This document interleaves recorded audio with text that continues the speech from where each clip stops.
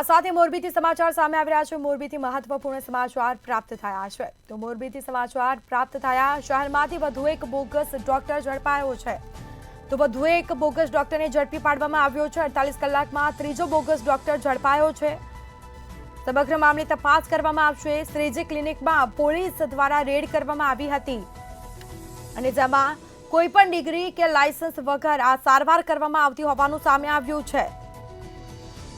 ડોક્ટરને ઝડપી પાડવામાં આવ્યો છે।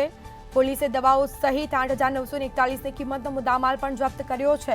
મુદ્દામાલ જપ્ત કરીને કાયદેસરની કાર્યવાહી કરવામાં આવી છે।